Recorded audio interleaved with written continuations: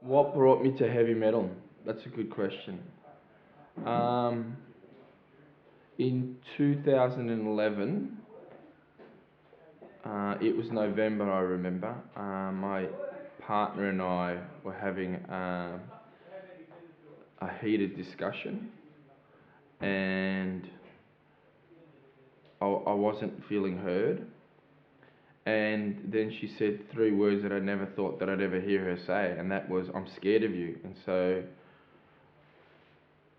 in reflection, I realised my attempts to create a great family that was different to the family that I was raised in wasn't working out. So I then took it upon myself to get help, because I was aware that within 5 years of being married, I've gone from, having a great relationship to my partner saying that she was scared. So I remember jumping on the internet and Googling it and looking. I think I might have typed in words like anger management and behavioural change or stuff like that. And heavy metal name came up, and I just assumed that it was in the wrong column. It was in the wrong, wrong area. So I looked at all these other ones, and all these other places had big delays, and to join, like the whole. I had to wait till what was it, January, February, March. And the other thing was, a couple of them had self courses that you do yourself, which I was sort of excited about at the time. But when I spoke to my therapist at the time and my partner, who's quite educated in psychology, she said my personality was one that needs to be in a group.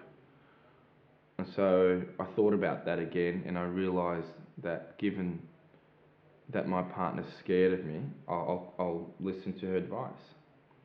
And so I rang up Heavy Metal. I got in contact with David Nugent, and it was great because within a couple of days he called me back, and we had a chat on the phone, and we scheduled in a 1 hour meeting. And within that meeting, it was a massive eye-opener, because David mentioned a little bit about the different types of violence. He also talked about the cycle of violence, and he talked about what would need, how long it takes to repair such damage and relationships, which was really good, because he let me know the whole picture. And the most important thing was that David let me know that he's experienced this, so I didn't feel like other times that I've gone to therapists that I was just a mouse and they're just talking shit. I didn't feel that other people understood me. So the big thing for me was that David understood, and that he had personal experience.